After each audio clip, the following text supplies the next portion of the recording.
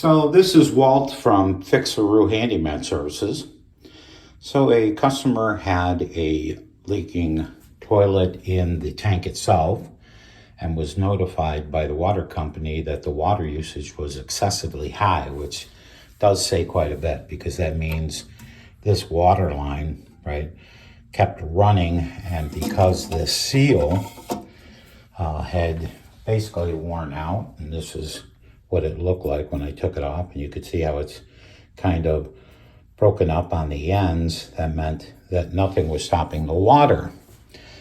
So being somewhat concerned with just resolving the issue of water running, she had appropriately just took a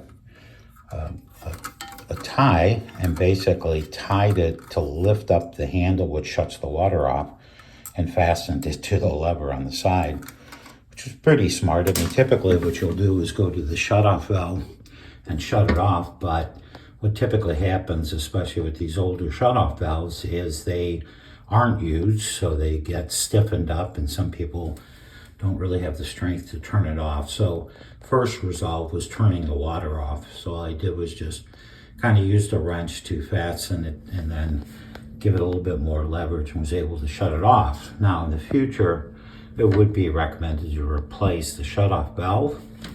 Although to get this done and not to incur more costs, just made the existing valve work. So now taking off this rubber gasket, right? See how it's all worn away. The idea was just to go and buy new gasket, right?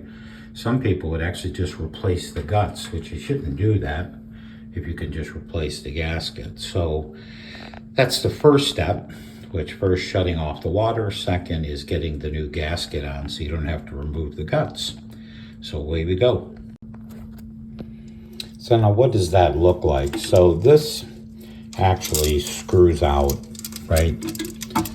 And what you're going to do is take the top and you're going to turn clockwise, and then it'll lift out because you'll see the notch at the bottom there that goes right into that hole, right? Right there. And so it fits inside that, and then of course when you replace it, you just go back on and turn counterclockwise, and then you take it out. Now put the new gasket on. You'll see right here that it just fits in between the sleeve on the bottom and the top sleeve, right? And so that's what we're going to do here, and then simply replace that in there. So once it's put back in, the water's flowing.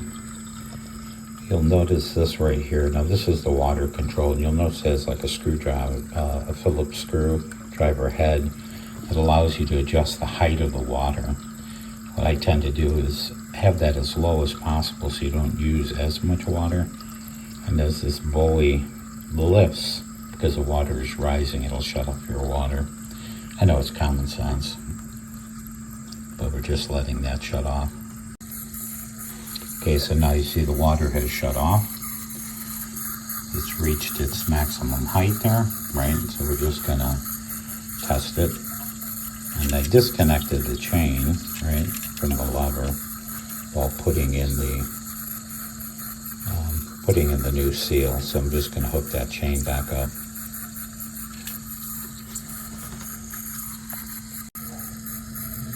Okay, so the chain is back on, and to make sure the float is working properly, you'll notice no more water's coming out, right? So then I just put the water source back into the center, knowing it's working.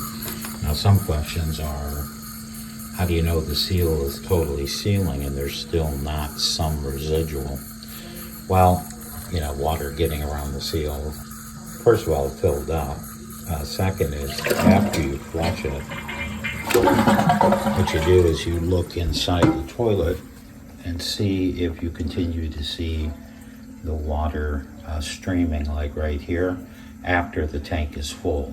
Because if it continues to stream, then you know that seal is improper, right? Now the other thing is, since this is an older toilet, it's not one of the efficiency, you know, you'll notice newer toilets have two flushes, half a flush and a full flush. What we used to do is just put a brick inside the toilet to make up, or the toilet tank rather, to make up for the volume so it didn't require as much water. Because quite honestly, the older tanks really have much more water than's needed. So that's it. That's the fix on that. And then if the homeowner wants to get that water valve turn off replaced later, they can pick a time when they want to do it. But that's the end of that.